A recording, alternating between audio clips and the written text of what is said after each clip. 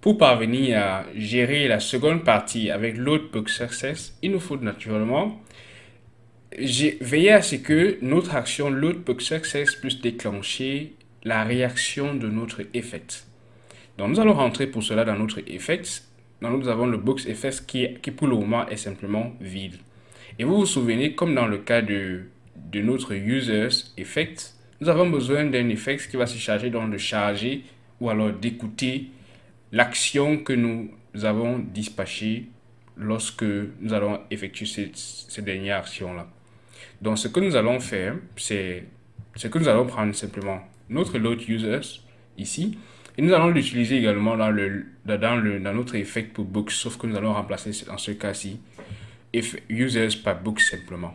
Vous voyez que il y a beaucoup de similitudes lorsque nous travaillons avec NGRX. C'est l'un des inconvénients qui revient souvent dans la communauté, qui est souvent mentionné dans la communauté, c'est qu'il y a le boilerplate, ça veut dire qu'il y a surtout des éléments standards qui reviennent et reviennent toujours.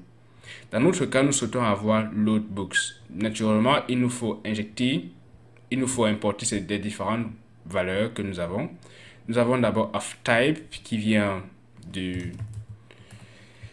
nous faut utiliser là. Et là, nous avons simplement une valeur qui n'est pas correcte. Donc ici, nous n'avons pas naturellement les users actions, nous avons plutôt les books actions. Donc là, j'ai besoin d'importer d'abord books actions simplement, et nous avons besoin de l'importer depuis naturellement notre dossier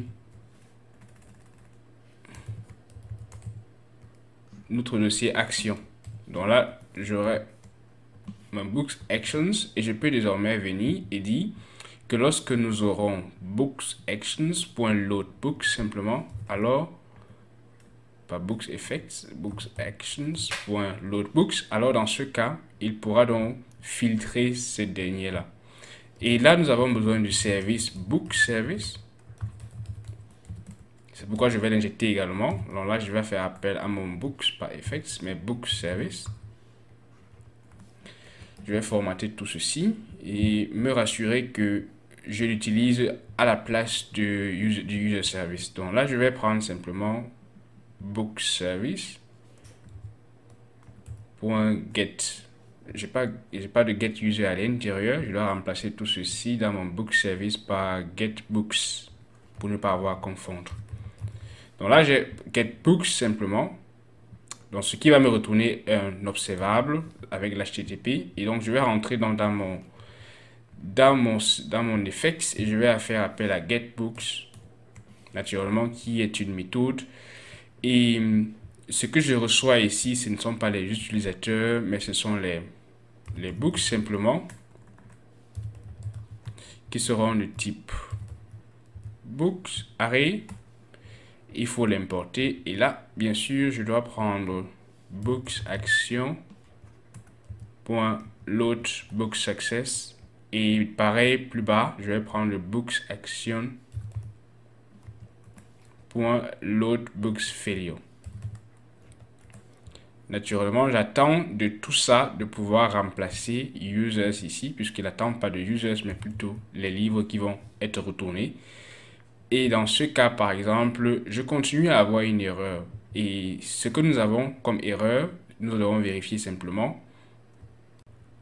Veillons tout naturellement à pouvoir insérer les différentes valeurs que nous utilisons ici, mesh, map et catch error dans ce cas. Donc pour cela, nous devons rentrer simplement dans la liste de nos imports. Donc moi, je les classe toujours en third party. Donc là, je vais importer juste après les imports d'Angular et NGRX. Donc du moins, je classe NGRX et HTS dans la même catégorie. Donc là, je vais importer maintenant ce dont nous avons besoin. Nous avons utilisé plus bas maps, nous avons utilisé mesh map. Nous avons utilisé également plus bas catch error et nous avons utilisé off, ce qui nous permet désormais de faire disparaître les erreurs que nous avons jusqu'à présent. Donc dans ce cas-ci, j'ai donc fait appel à tout ceci. Donc ici, nous n'avons pas besoin de l'action, donc je peux m'en débarrasser et laisser simplement tout cela vide. Donc maintenant que j'ai désormais construit la structure de base pour pouvoir réagir à à mon load, vous allez voir que désormais, j'ai une seconde action load book success à l'intérieur. Donc là, j'ai 2S. Je vais modifier légèrement à l'intérieur de mon élément. Donc là, je vais rentrer et je vais enlever simplement 2S à books. Donc là, j'ai success et ce que vous pouvez constater, c'est que à l'intérieur, j'ai mon books qui est comme réponse à mon service. Tout ce qui me reste plus à faire, c'est de pouvoir me rassurer que ceci va être enregistré également à l'intérieur de mon store. Et pour cela, cela passe par ma fonction réductrice ou alors simplement mon réducteur. Et pour le moment, nous avons dans notre réducteur pas grand-chose. Ou du moins, nous n'avons rien inséré dans notre réducteur jusqu'à présent.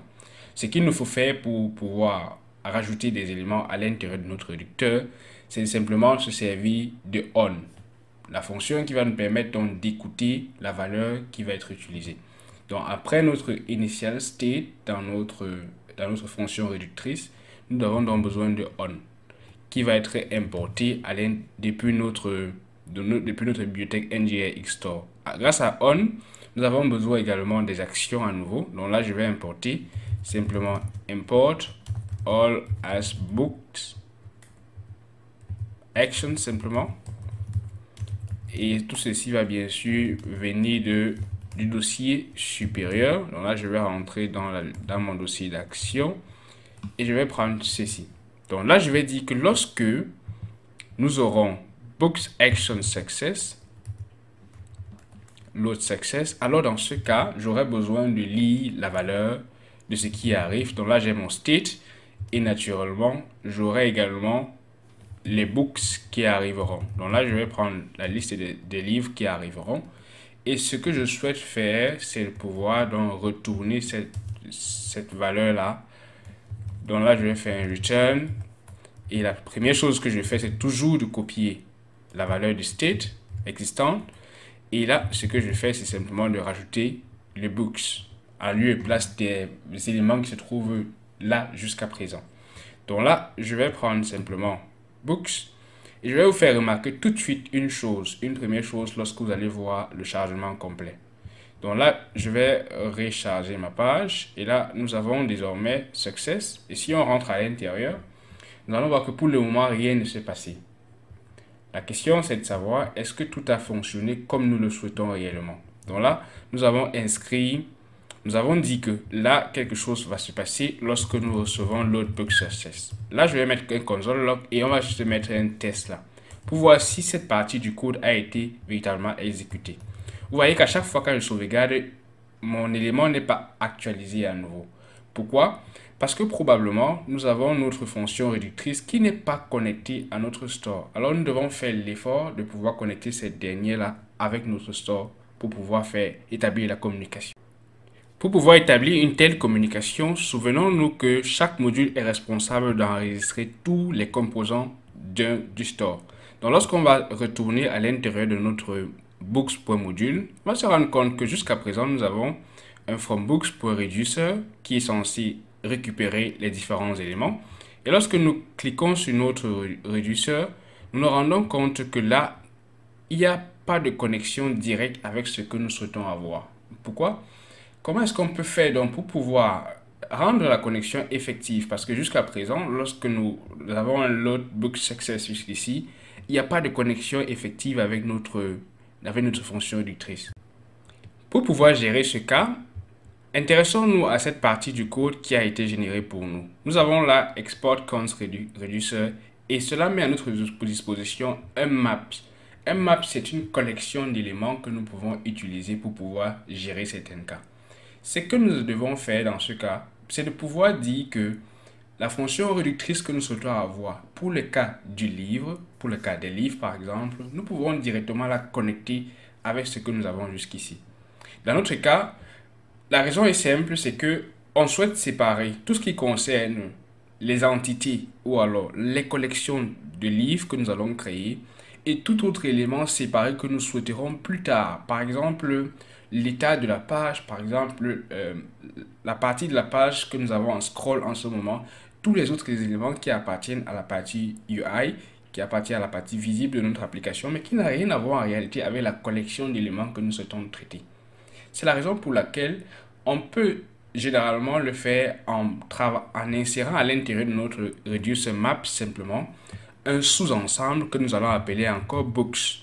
Books qui va représenter la collection précise de ce que nous souhaitons avoir. Si je prends books simplement ici et que je récupère ce que nous avons à l'intérieur, donc là je suis dans mon index.ts et que je récupère ce que nous avons à l'intérieur de notre books reducer, là vous voyez que nous avons exporté un reducer simplement. Donc je peux dire que je prends ce reducer là depuis l'élément. À l'intérieur de mon index.ts qui a été créé à la racine de mon books ou alors de mon dossier books, je peux donc faire appel à reducer simplement. Reducer qui va être importé depuis le dossier reducers books et books reducer. Est-ce que cela fonctionne réellement? Je vais sauvegarder tout ceci et on va contrôler tout cela dans notre navigateur. Après actualisation, j'ai mon success et là, lorsque je regarde dans mon store, je vois que j'ai dans le books, j'ai encore un sous-ensemble books qui a un sous-ensemble books et avant de voir tout ce que nous avons à l'intérieur ici. Mais c'est pas vraiment ce que nous souhaitons avoir, n'est-ce pas? Ce que nous souhaitons avoir, c'est que cela puisse avoir une connexion, mais sans avoir à créer tous ces sous-éléments-là. Comment est-ce qu'on peut pallier à ce problème?